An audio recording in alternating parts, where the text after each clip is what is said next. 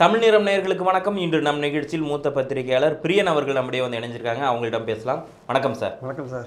இன்னைக்கு பரபரப்பாக பேசப்பட்டிருக்கிறது என்ன அப்படின்னா, விசிக கட்சியிலிருந்து ஆதவ அர்ஜுனா 6 மாத காலத்துக்கு இடைநீக்கம் செய்யப்பட்டிருக்காங்க. இந்த நிகழ்வை நீங்க எப்படி பார்க்குறீங்க? இது எல்லாருமே எதிர்பார்த்த ஒன்று தான். நேற்றிலிருந்தே எல்லாருமே சொன்னாங்க இன்னும் எடுக்கலாம் அப்படின்னு. பட் எல்லாரும் என்ன நினைச்சாங்கன்னா நீக்கம் பண்ணிடுவாங்க அப்படின்னா. ஆனால் ஒரு 6 மாதம் அப்படிங்கிற ஒரு ட்விஸ்ட்டை ஒன்று வச்சிருக்காரு திருமா அவர்கள். ஸோ எப்படி பார்க்குறீங்க? இல்லை, அதாவது ஆதவ அர்ஜுனா நடந்து கொண்ட விதம் இருக்குல்ல, அதாவது மது ஒழிப்பு மாநாட்டிலேருந்து அவர் போட்ட ட்விட்டு, அப்புறம் உதயநிதியை பற்றி சொன்ன விஷயங்கள் எல்லாமே இருக்கு இல்லையா. அப்புறம் அல்டிமேட்டாக அந்த புத்தக வெளியீட்டு விழாவில் அவர் பேசின பேச்சுக்கள் எல்லாமே ஒரு கட்சி கட்டுப்பாட்டை மீறின ஒரு விஷயமா கட்சியில் இருக்கிறவங்களே திருமாவளவன்ட்ட சொல்லியிருக்காங்க. அளவுக்கு ஆக்ஷன் எடுக்கணும். ஏன்னா என்ன காரணம்னா, நீங்கள் எந்த கூட்டணியில் இருக்கீங்களோ அந்த கூட்டணிக்கு தலைமை தாங்குகிற அரசாங்கத்தை பற்றின நீங்கள் விமர்சனத்தை வைக்கிறீங்க. அதுவும் திரும்ப என்ன சொல்லியிருக்காரு, நீங்கள் விழாவில் கலந்துக்கோங்க, நீங்கள் தான் ஏற்பாடு பண்ணுறீங்க, கலந்துக்கோங்க, ஆனால் அரசியலை பற்றி பேசாதீங்க, அம்பேத்கரை பற்றி பேசுங்கன்னு சொல்லியிருக்காரு. அதையும் மீறி நீங்கள் முதல்ல நீங்கள் உங்கள் தலைவர் இல்லாமல் அதில் போய் கலந்துட்டே தப்பு. தலைவர் பெருந்தன்மையாக சொன்னால் கூட, இல்லை சார் நீங்கள் வந்த பிறகு இது ஒரு சுச்சுவேஷன் மாறின பிறகு கூட வச்சுக்கலாம், ஒன்றும் கவலை இல்லை, நீங்கள் இல்லாத இந்த விழாவை நடத்துறதுக்கு நான் ரெடியாகலன்னு ஒருத்தர் சொன்னார்னா அதுதான் விசுவாசமுள்ள ஒரு தலைமைக்கு நீங்கள் விசுவாசம் காட்டுற ஒரு விஷயம். அதை விட்டுட்டு நீ இல்லாட்டியும் பரவாயில்ல, நான் விஜய் விஷயம் நடத்திக்கிறேன் அப்படின்னு நீங்கள் போனீங்கன்னா அங்கேயே உங்கள் விசுவாசம் அடிபட்டு போகுது. அப்போ நீங்கள் ஏற்கனவே ஏதோ ஒரு அஜெண்டாவில் நீங்கள் இங்கே ஒர்க் பண்ணுறீங்களோ அப்படின்ற எண்ணம் வருது. அது திருமாவளவனுடைய பேச்சு அது கன்ஃபார்ம் ஆகுது. அவர் என்ன சொல்கிறாரு, யாது மருந்தே தவிர்த்தோம், இது சூது மருந்தே தகர்த்தோம் அப்படின்றார். சூது மருந்தே தகர்த்தோம்னா இந்த பின்னாடி இந்த புத்தக வெளியீட்டு விழா இது பின்னாடிலாம் ஒரு திமுக கூட்டணி டிஸ்டர்ப் பண்ணுற மாதிரியான ஒரு விஷயம் அதில் இருக்குது அப்படின்றது உணர்ந்து தான் புத்தக வெளியீட்டு விழாவில் கலந்துக்காத தவிர்த்திருக்கார். அதுக்கேற்றபடி அதை உண்மை என்று நிரூபிக்கும்படியாக ஆதவ அர்ஜுனாவோட பேச்சு அவர் விஜயோட சேர்ந்துட்டு திமுக அட்டாக்க பண்ணுறார். அப்போ நிச்சயமாக கடந்த காலத்தில் அவர் 6 மாதம் தான் அவர் கட்சியில் சேர்ந்து 6 மாதம் தான் ஆச்சு. அவர் ஏதோ மாநாடுகள்லாம் நடத்தினார், வெற்றிகரமாக நடத்தினார்றாங்க. பட் அதெல்லாம் இருந்தால் கூட கட்சி கட்டுப்பாடுன்னு ஒன்று இருக்குது இல்லையா. நீங்கள் ஒரு கூட்டணியில் இருக்கீங்க, திரும்ப அந்த கூட்டணியில் வெற்றிகரமாக பயணப்பட்டு இருக்காரு. அடுத்த 26லேயும் அவருக்கு வெற்றிக்கான வாய்ப்புகள் பிரகாசமாக தான் இன்னி வரையும் இருக்குது. இன்னும் எதுவும் பெரிய சேஞ்ச் வந்த மாதிரி தெரியல. எதிர்க்க பலமான கூட்டணி இல்லை. எதிர்க்க எல்லாம் தனித்தனியாக பிரிஞ்சிருக்காங்க. ஆனால் அரசாங்கத்துக்கு எதிராக சில முணுமுணுப்புகள் அதிருப்திகள்லாம் இருக்கலாம், நான் இல்லைன்னா மறுக்கல. அது விசிகாவை பெரிய அளவில் பாதிக்காது. ஆமாம், அது விசிகாவை பாதிக்காது. திமுக கூட்டணியை தோற்கடிக்கிற அளவுக்கு அதிருப்தி வந்துட்டாங்கன்னா அது இன்னும் வந்த மாதிரி எனக்கு தெரியல. அதிருப்தி இருக்காலாம் இருக்குது. அது வெள்ளத்தில் இருக்கலாம், ஆம்ஸ்ட்ராங் மரணத்தில் இருக்கலாம், கள்ளச்சாராயத்தை விஷயத்தில் இருக்கலாம், இல்லை சட்டம் ஒழுங்கு பிரச்சனையில் இருக்கலாம். ஏதோ ஒரு வகையில் ஒரு அதிருப்தி இருக்குன்றதை நான் மறுக்கிறதுக்கு இல்லை. ஆனால் கூட்டணி இன்னுமே ஸ்ட்ராங்காக இருக்குது. அவங்க இந்த கூட்டணிக்கு அடிநாதமாக பிஜேபி எதிர்ப்பு என்கிற ஒரு விஷயத்தை அவங்க கையில் வச்சுருக்காங்க அவங்க. ஸோ அப்படி இருக்கும்போது ஒரு 2 எம்பிக்கள் 4 எம்எல்ஏக்கள், அதுவும் பொது தொகுதியிலேருந்து எம்எல்ஏக்கள் விசிகேயில் இருக்குது. ஸோ இது அடுத்த கட்டமாக ஒரு 8 எம்எல்ஏக்கள் 4 எம்பிக்களாக மாறணும்னு அந்த ஒரு ப்ராக்ரஸ், அந்த ஒரு முன்னேற்றத்தை நோக்கி தான் விசிகா போக முடியும். அந்த இடத்துல இப்போ திமுக கூட்டணி இன்றைக்கி பழித்து நமக்கு ஆதரவு தெரிவிக்க நமக்கு ஒரு அட்வான்டேஜாக இருக்கும் பொழுது, எலெக்ஷனும் இன்னும் 10, 13, 12, 13 மாதம் தள்ளி இருக்கும்போது இந்த கூட்டணியை எதுக்கு அவர் டிஸ்டர்ப் பண்ணணும் தேவையில்லாமல்? அவர் தேவையில்லை, டிஸ்டர்ப் பண்ண வேண்டிய அவசியமே கிடையாது. இது எலெக்ஷன் நெருக்கத்தில் ஏதோ ஒரு பிரச்சனைகள் கூட்டணிகள் மாறுறது வேற விஷயம். இன்னைக்கு தேதியில் அவர் எதுக்கு டிஸ்டர்ப் பண்ணணும்? அதுவும் திமுக ஆளுங்கட்சியாக இருக்கும்போது, அந்த கூட்டணி கட்சியில் ஒத்தராக இருக்கும்போது திமுகவுக்கு சில வருத்தங்கள்லாம், விடுதலை சிறுத்தைகளுக்கு பல வருத்தங்கள் திமுக மேலே இருக்கலாம். ஆனால் கூட்டணியை விட்டு போகிற அளவுக்குலாம் பெரிய அளவுக்கு வருத்தங்கள். இந்த விஷயத்தை கொஞ்சம் அவர் ரொம்ப யோசிச்சு தான் எடுத்திருப்பாரு திருமா அவர்கள். இல்லை, அவர் யோசிக்க வேண்டிய கட்டாயம் ஏன் வந்ததுன்னா, அவங்க கட்சியில் தலித் அல்லாதவர்கள் நிர்வாகிகளாக வரும்பொழுது அவர்கள் மீது நடவடிக்கை எடுக்கிறது கொஞ்சம் தலைவர் அந்த பொதுச் செயலாளர்கள்லாம் கலந்து ஆலோசித்து அதுக்கு ப்ரொசீஜர் வச்சுருக்காங்க. ஏன்னா இந்த கட்சி தலித்துகளுக்காக துவக்கப்பட்ட ஒரு கட்சி, தலித் அல்லாதவர்களையும் இப்போ இணைத்து கொண்டு பயணப்பட்டு கொண்டு இருக்கிறது. அது கொஞ்சம் பரந்த அளவில் எல்லாரையும் சேர்க்கறதுனால அப்படி நம்பி இயக்கத்துக்கு வரவங்களை டக்குன்னு நீக்கிட முடியாது அப்படின்ற எண்ணத்தில் கொஞ்சம் நிதானித்து பண்ணியிருக்கலாம். திரும்ப ஆரம்பத்திலேயே இதை கட் பண்ணி விட்டுருக்கலாம். இந்த விஷயத்தை, ஆதவ விஷயத்தை தொடக்கத்திலேயே அவர் இந்த மது ஒழிப்பு மாநாடும் போது ட்விட்லாம் போட்டார்ல, அப்போவே அவருக்கு ஒரு எச்சரிக்கை கொடுத்து கட் பண்ணியிருக்கலாம். ஆனால் அவங்க விசிகா தரப்பில் என்ன சொல்கிறாங்க, அவ்வப்போது அவருக்கு அறிவுரை கூறப்பட்டது. ஆனால் அவர் ஒரு அஜெண்டாவோட வந்திருக்காரு. எப்படி திமுக நம்ம வீழ்த்த முடியல, திமுகவை வீழ்த்த முடியல சார், பாஜகவோ இல்லை அதிமுகவோ திமுகவை வீழ்த்த முடியல. இப்போ விஜய் வந்திருக்காரு, அவராலையும் இந்த கூட்டணி பலமாக இருந்தால் வீழ்த்த முடியுமான்னு சந்தேகம். அப்போ திமுக கூட்டணி நீங்கள் பலவீனப்படுத்தணும். திமுக கூட்டணியை பலவீனப்படுத்தணும்னா, திமுக வீழ்த்தணும்னா நீங்கள் அந்த கூட்டணியில் இருக்கிற ஒரு கட்சியை நீங்கள் இழுக்கணும். இழுத்தா அது கொஞ்சம் சலசலப்பு உண்டாகும். அந்த முயற்சியில் தான் அதிகாரத்தில் பங்கு கொடுப்பேன்னு விஜய் சொன்னார். அதிலேருந்து லாபகமாக விஜய் விசிக்கு திருமாவளவன் நகர்ந்து வந்தார்.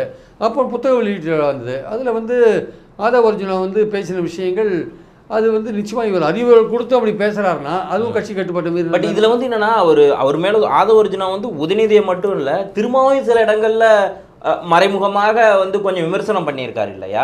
ஒரு கட்சியோட பொறுப்பில் இருந்துக்கிட்டே ஒரு தலைவரையோ இல்லை அந்த கட்சியில் முக்கியமான பொறுப்பில் இருக்கோ பேசுறதுக்கான அந்த தைரியம் எப்படி வந்தது ஆதவுக்கு? அது தைரியமே கிடையாது. அவர் அஜெண்டாவில் ஒர்க் பண்ணுறாரு. இதெல்லாம் தைரியம் வேண்டியிருக்கு. அவர் அந்த கட்சியில் சேர்ந்ததே விசிகாவை எப்படியாவது நம்மளுடைய அஜெண்டாக்கு ஏற்றபடி ஒர்க் பண்ண வைக்கலான்ற ஐடியாவில் தான் அவர் சேர்ந்துருக்காரு போல் இருக்காங்க.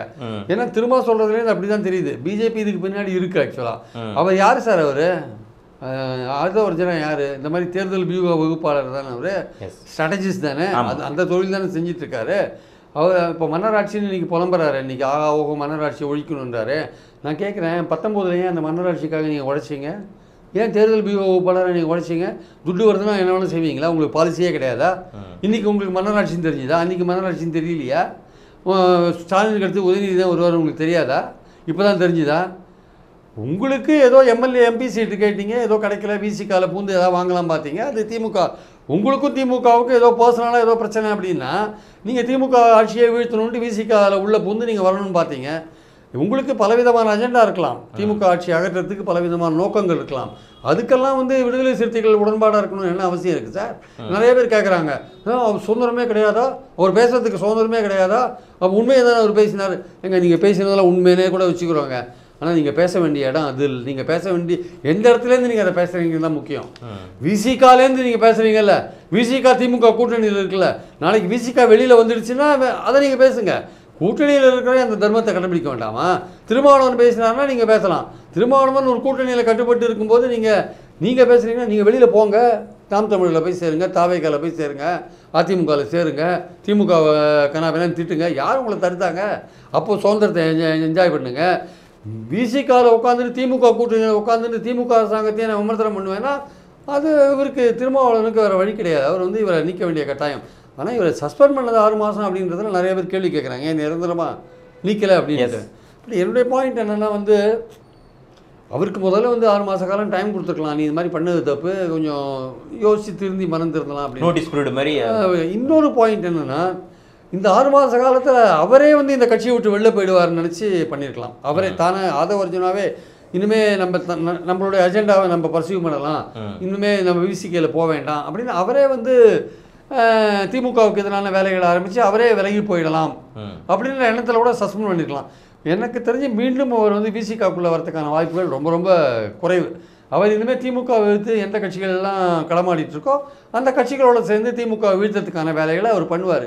அது இந்த 6 மாத காலத்தில் நிறையவே பண்ணுவார். அதுக்கப்புறம் எப்படி விசிகா சேர்த்துப்பாங்க? பட் ஆதவுடைய இந்த நடவடிக்கை எல்லாம் பார்க்குறப்போ இதெல்லாம் தொடர்ந்தே அவர் தன்னை வந்து கட்சியிலேருந்து எப்படி நீக்கிடுவாங்க அப்படின்னு தெரிஞ்சே தான் அந்த ட்விட்டுக்கெல்லாம் சிலதை போட்டார். அந்த இன்டர்வியூஸாக இருக்கட்டும், அது எல்லாமே எப்படியா இருந்தாலும் நம்ம கட்சியில் நீக்கிடுவாங்க, நம்ம வேறு ரூட் பிடிக்கணும் அப்படிங்கிறதுக்காகவே அவர் கொடுத்த மாதிரியே இருக்குது. ஏன்னா அதுக்கு முன்னாடி ஜெயலலிதா அவருடைய நினைவு தினம் வந்தது வந்தப்பவுமே ஒரு ட்வீட் போட்டிருந்தார். ஸோ இதெல்லாம் பார்க்குறப்போ இது அவருக்கு தெரிஞ்சு போச்சோ நம்மளை எப்படியா இருந்தாலும் கட்சியிலேருந்து நீக்கிடுவாங்க அப்படிங்கிறது ஆதவ அர்ஜுனாவுக்கு. அதாவது சார், அதிகாரத்தில் பங்குன்றது விடுதலை சிறுத்தைகளோட ஆரம்பகால கொள்கை. எஸ்.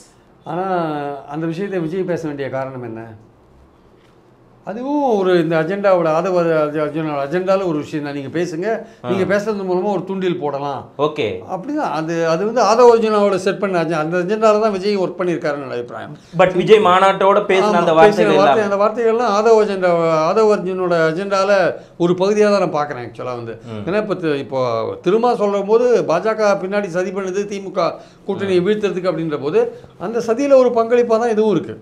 அப்போது திமுக கூட்டணியில் விசிகாவை இழுக்கணும்னா அதிகாரத்தில் பங்குன்ற ஒரு விஷயத்தை நீங்கள் போடுங்க, போட்டால் அவங்க கொஞ்சம் சலசலப்பு உண்டாகும் அப்படின்னு அதுக்கேற்றபடி வந்தது. ஆனால் திரும்ப அதை வந்து கொஞ்சம் ரொம்ப அழகாக அதை வந்து தாண்டி வந்தார் அது ஆக்சுவலாக. அதுக்கப்புறம் இந்த புத்தக விஷயத்தில் பேசின போது இது மாதிரி ஆகிடுச்சு. இது ஸோ சஸ்பெண்ட் பண்ணுறதுன்ற விஷயம் வந்து அவருக்கு கொடுக்கப்பட்டிருக்க ஒரு டைமு. ஆனால் அவர் வந்து மீண்டும் வந்து அதோ கட்சி கட்டுப்பாட்டுக்கிறது மீண்டும் உள்ளலாம் வருவாரெல்லாம் சொல்ல முடியாது. அவர் திமுக எதிர்ப்புன்றது அவருக்கு தெளிவாக தெரிஞ்சு போச்சு, அவர் யாருன்றது என்ன விஷயன்றது. இனிமேல் அவர் திமுக எதிர்ப்பை கையாளுவார். இனிமேல் விசிகாவில் வந்து உடைந்த கண்ணாடி ஒட்டாதுன்ற மாதிரி அவர் இனிமேல் ஒட்டுறதுக்கான வாய்ப்புகள் ரொம்ப குறையும். பட் ஆனால் சார் இதில் வந்து விஜய் அவர்களே வந்து அந்த நூல் வெளியீட்டு விழாவில் வந்து பேசியிருந்தப்போ என்ன சொல்லியிருந்தாங்கன்னா, அவருக்கு எவ்வளோ அழுத்தம் இருக்குங்கிறத எங்களால் புரிஞ்சிக்க முடியும்னு சொன்னார். ஆதவர்ஜுனாவை வந்து கட்சியிலேருந்து 6 மாத காலம் வந்து சஸ்பெண்ட் பண்ணுறாங்க. சஸ்பெண்ட் பண்ண உடனேயே போய் அவர் சிஎம்ஐ பார்க்குறாரு. இதை எப்படி பார்க்குறீங்க? அவர் சொல்கிற மாதிரி ஒரு அழுத்தத்தினால தான் போய் பார்க்குறாரோ அப்படிங்கிற கேள்வி எழும்புது இல்லையா? இல்லை, அதாவது இது வந்து இன்னைக்கு முக்கியமாக, அதாவது நான் சஸ்பெண்ட் பண்ணிட்டேன், அதாவது திமுக அழுத்தத்தில் தான் நான் பண்ணினேன் அப்படின்னு உலகத்துக்கு சொல்கிற மாதிரியான ஒரு விஷயத்தை பண்ணிட்டார் திரும்ப. கரெக்டா? அப்படிதான் நம்ம எடுத்துக்கிட்டு அப்படிதான் பார்க்குறாங்க, அப்படிதான் பார்ப்பாங்க. நம்ம வந்து அது வந்து தப்புன்னு சொல்ல முடியாது. ஆமாம், ஏன்னா காலையில் சஸ்பெண்டு, அப்போ ஒரு 2 மணி நேரத்தில் அங்கே சட்டப்பேரவை கூட்டத்தொடர் முடிஞ்சதுமே போய் பார்க்குறேன். 3 நாளாகவே இந்த விஷயம் ஓடிட்டு இருக்கு. ஓகே, நேற்று பேசும்போதே திரும்ப என்ன சொன்னார், இன்னைக்கு இரவோ இல்லை நாளைக்கோ நாங்கள் ஒரு முடிவு எடுப்போம் தான் அவர் சொன்னார். அப்பயே நிறைய பேருக்கு தெரிஞ்சு போச்சு. அது இன்ஃபேக்ட் அதெல்லாம் தெரிஞ்சு போச்சு. நேற்று ஏதோ ஒரு தொலைக்காட்சி விவாதத்தில் என் கூட பேசின விசிகா பிரமுகர் பாவலன் சொன்னார், இன்னைக்கு ராத்திரி அல்லது நாளைக்கு காத்தால முடிவு எடுப்போம்னு சொன்னார். ஸோ அந்த மாதிரி முடிவு எடுத்திருக்காங்க நம்ம. ஸோ அது வந்து இந்த அப்பாயின்மெண்ட்ன்றது 2 நாள் முன்னாடி கூட கேட்டிருப்பாங்க, சொல்ல முடியாது. நேற்று முந்தானத்து கூட கேட்டிருப்பாங்க. ஆனால் இன்சிடென்டெல்லாம் அவரை நீக்கின பிறகு வந்து சந்திச்சது நீங்கள் சொன்ன மாதிரியான திமுக அழுத்தம் காரணமா அப்படின்னு திமுக அழுத்தத்தின்படி அவர் செஞ்சிட்டாரு. அது செஞ்சிட்டதுனால நான் இந்த காரியத்தை செஞ்சிட்டேன் அப்படின்னு ஏதோ பாஸ்ட சொல்கிற மாதிரி சொல்கிறதுக்கு போயிட்டாரோ அப்படின்ற மாதிரி ஒரு எண்ணம் இருக்குல்ல, அது வரது தவிர்க்க முடியாது. ஆனால் அந்த மாதிரிலாம் ஒரு அழுத்தத்துக்கு ஏற்றபடி இவர் செய்ய வேண்டிய அவசியம் இல்லை. ஏன்னா அவருடைய கட்சி நன்மைக்காகவே இதை செய்ய வேண்டிய கட்டாயத்துக்கு அவர் தள்ளப்பட்டார் ஆக்சுவலாக. ஏன்னா நீங்கள் திமுகவோட சேர்ந்து ஒர்க் பண்ணுறேன்னு சொல்கிறீங்க, 26 அது கூட தான் கண்டினியூ பண்ண போகிறேன்னு சொல்கிறீங்க. அப்படிலாம் இருக்கும்போது உங்களுக்கு கீழ் லெவல்லேருந்து மேல் லெவல் வரை எல்லாம் கோஆர்டினேட் இணைந்து வேலை செய்ய வேண்டிய கட்டாயத்தில் இருக்குது. அப்போ இந்த மாதிரியான ஒரு ரிலேஷன்ஷிப் நீங்கள் இங்கேயும் பிள்ளையும் கிள்ளி விட்டு தொட்டிலையும் நீங்கள் ஆட்ட முடியாது. ஒன்று வந்து ஆதவர்ஜுனாவுக்கும் சப்போர்ட் பண்ணிவிட்டு நீங்கள் திமுக கூட்டணியும் இருக்க முடியாது. இன்னொன்று வந்து திமுக அழுத்தத்துக்கு ஆளாகி நீங்கள் வேலை செய்ய முடியாது. நீங்கள் கட்சியோட நன்மைக்காக, கட்சியோட எதிர்கால நன்மைக்காக நீங்கள் வேலை செய்யணும். அப்படிலாம் பார்க்கும்போது திமுக கூட்டணியில் நீங்கள் இருப்பேன்னு சொல்லும்போது எதுக்கு நீங்கள் ஆதவர்ஜுனாவை வந்து அவரை வந்து பொறுத்துன்னு இருக்கணும்? நீங்கள் அதை தள்ளி அவரை நீங்கள் அனுப்பிச்சிட்டீங்க. திமுக அழுத்தத்தினால அனுப்பிச்சிங்கன்னா அது வந்து திமுக அழுத்தத்தினால அனுப்ப வேண்டிய அவசியமே இல்லை. அது விசிகாவோட நன்மைக்காகவே செய்யப்பட்ட ஒரு விஷயந்தான். அது திருமாவளவன் பண்ணலைன்னா தான் அவருக்கு வந்து பிரச்சனையே தவிர, பண்ணது தான் பெட்டர். பண்ணதுனால பார்த்தது வந்து இன்சிடென்டலாக நடந்துருக்கலாம். ஆனால் அதுக்கு இதுக்கு முடிச்சு போட்டால் உங்களை மாதிரி நிறைய பேர் பேச தான் செய்வாங்க. பட் இந்த மாதிரிலாம் விஷயத்துக்கெல்லாம் திருமாவளவன் வந்து ஒரு ப்ரெஷரில் வேலை செய்வார்னு நினைக்கல ஆக்சுவலாக. ஓகே, இப்போ அடுத்து என்ன சார் செய்வாங்க? ஏன்னா இப்போ அது முடிஞ்ச உடனே நிறைய பேர் ட்விட்டரில் என்ன போடுறாங்க அப்படின்னா, அதிக விரைவில் தாவேகா கழகத்தில் வந்து சேர போகிறார் அப்படிங்கிறாங்க. சில பேர் என்ன சொல்கிறாங்கன்னா, ஒருவேளை பெரிய ஏன்னா அவர் ஒரு வியூக வகுப்பாளர் அப்படிங்கிறதுனாலே ஒரு பெரிய ஸ்ட்ராட்டஜியோடு அங்கே உள்ளே போவார், சேனல்லாம் கூட ஆரம்பிக்கலாம் தாவேகால, அந்த மாதிரிலாம் நிறைய பேர் சொல்கிறாங்க. ஸோ அவர் தாவேகால திருப்பி ஜாயின் பண்ணுறதுக்கான வாய்ப்புகள்லாம் இருக்கா? அவர் என்ன பண்ணுவார்? இல்லை, அவரை வந்து தாவேக்கால போனார்னா அவர் எவ்வளோ தூரம் அங்கே அவருக்கு அவர் ஃபிட் ஆவார்னு எனக்கு தெரியல. பட் ஆனால் ஒரு விஷயம் வந்து உண்மை, அவர் வந்து ஏதோ ஒரு ஸ்ட்ராட்டஜி பண்ணுவார். திமுக அரசாங்கத்தை அது தேர்தலில் வீழ்த்தத்துக்காக ஒரு கூட்டணி அமைக்கிறதுக்கான முயற்சிகளில் அவர் இறங்குவார். இப்போ தாவேக்காவும் அதிமுகவும் கூட்டணி சேர்றது, அந்த மாதிரி விஷயங்கள், அதிமுகவும் பாஜகவும் சேர்றது, இல்லை பாஜகவையும் தாவேக்காவையும் சேர்க்க முடியுமோ கூட ட்ரை பண்ணுவார், சொல்ல முடியாது. ஏன்னா நாட்டில் என்ன வேணால் நடக்கும். அதனால் எல்லாம் அவர் அதுக்கான முயற்சிகள் இறங்கி திமுக கூட்டணியை சாலிடாக எதிர்க்கிறதுக்கு எந்த கூட்டணி எப்படி உருவாக்கலான்ற அந்த விஷயத்தில் அவர் இறங்கிட்டு திமுக அரசாங்கத்துக்கு எதிராக தான் இனிமேல் வேலை செய்வார். அது எந்த விதமான சந்தேகமும் இல்லை. பட் எந்த கட்சியிலையும் அவர் ஜாயின் பண்ணுவாரான்றது ஒரு கேள்விக்குறி. ஜாயின் பண்ணாதே வேலை செய்வார்னு நினைக்கிறேன். சார், இந்த விஷயம் வந்து ரொம்ப பரபரப்பாக பேசப்பட்டதே ஆனந்த விகடனுடைய எல்லாருக்குமான தலைவர் அம்பேத்கர் அப்படிங்கிற அதுக்கு பிறகு தான் கொஞ்சம் அப்படியே நீரும் நெருப்புமாக இருந்து ரொம்ப திகுன்னு எரிய ஆரம்பிச்சது இதுக்கு பிறகு தான். ஸோ இப்போ வரக்கூடிய கேள்வி என்ன எழும்புது அப்படின்னா, அப்போது இந்த கூட்டணி முக்கியமான நோக்கம் என்னவா இருக்குன்னா, திமுக கூட்டணியை உடைக்கணும் அப்படின்னு பாஜக பண்ணுறாங்கன்னா, இதில் ஒரு முக்கியமான ஒரு கோலாக விகடனும் இருக்காங்களா அப்படிங்கிற ஒரு கேள்வி எழும்புது இல்லையா? இதை எப்படி பார்க்குறீங்க? இல்லை, விகடன் இருக்காங்களான்ற அந்த கேள்விக்கு பதில் வந்து எனக்கு வந்து விகடனுக்கு வந்து ஒரு வர்த்தக நோக்கம் இருக்குமே தவிர அரசியல் நோக்கம் இருக்கிற மாதிரி எனக்கு தெரியல. ஆனால் திரும்ப சொன்னார் பார்த்தீங்களா தினமலர் பத்திரிகையை பற்றி, அவர்களுக்கு ஒரு அரசியல் நோக்கம் இருக்கலாம். திரும்ப குற்றஞ்சாட்டினார்ல. ஓகே, முதல்ல வந்து யாருக்குமே தெரியாத ஒரு ரகசியமாக இருந்த ஒரு விஷயத்த டிசம்பர் 6 திரும்ப விஜய் ஒரே மேடையில் போட்டாங்கல்ல. அப்போ வந்து அவங்களுக்கு வந்து ஒரு அரசியல் நோக்கம் இருந்திருக்கலாம் அப்படின்னு திரும்ப அந்த பத்திரிகையை குறை சொல்கிறார் ஆக்சுவலாக. ஆனால் விகடனுக்கு வர்த்தக நோக்கம் மட்டுமே விகடன் இருக்கிறதுக்கான வாய்ப்புகள் இருக்கு. ஆனால் அந்த மேடையை வந்து அவங்க பயன்படுத்திட்டாங்க. எஸ், அது விஜய் பயன்படுத்திட்டார், ஆதவ் அர்ஜுன் 2 பேரும் அந்த மேடையை வந்து அவங்க பயன்படுத்திட்டாங்க.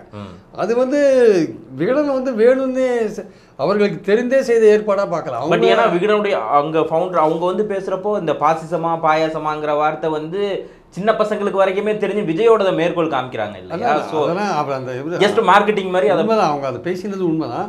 பட் எனக்கு தெரிஞ்சவரையும் வந்து விகடனுக்கு அந்த மாதிரி ஒரு அரசியல் நோக்கம், திமுகவுக்கு எதிராக இந்த மாதிரியான ஒரு மேடையை செட் பண்ணணும், அதில் வந்து விஜய் பேசணும், அந்த நோக்கம் அவங்களுக்கு இருக்குமான்றது எனக்கு டவுட் தான். அவங்க வைக்கக்கூடிய நோக்கம் வர்த்தக நோக்கம். அந்த புத்தகத்தில் பாதி வந்து அவர் வாங்கிட்டு இருக்காரு, யார் ஆதவ் அர்ஜுனா வாங்கிட்டு இருக்காரு.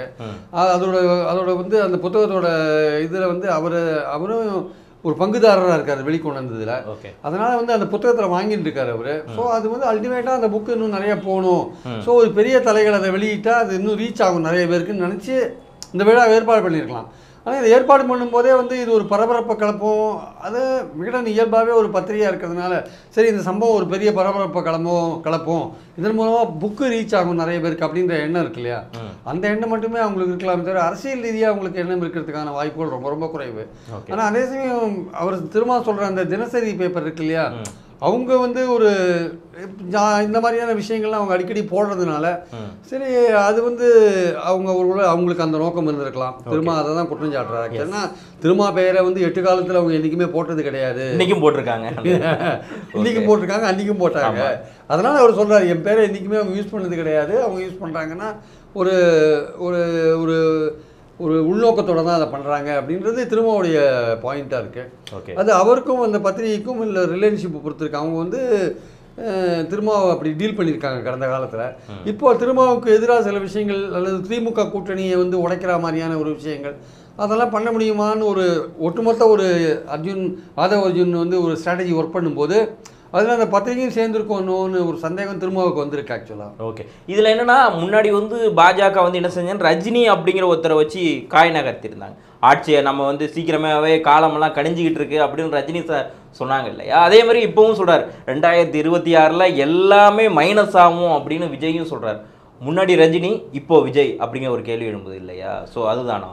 இல்லை எல்லாமே மைனஸ் ஆகும்னா அவர் வந்து என்ன நினைக்கிறாரு, திமுகவுக்கு பெரிய அளவுக்கு வந்து ஒரு அதிருப்தி வந்திருக்கு, அதனால் மக்கள் திமுக எதிராக ஓட்டு போடுவாங்கன்னு. ஆனால் கடந்த 6 மாதத்துக்கு முன்னாடி நடந்த எலெக்ஷனில் 40க்கு 40 தொகுதிகளையும் இவங்க தான் திமுக தான் வின் பண்ணாங்க, கூட்டணி தான் வின் பண்ணிட்டுன்றதை நம்ம பார்த்தோம்.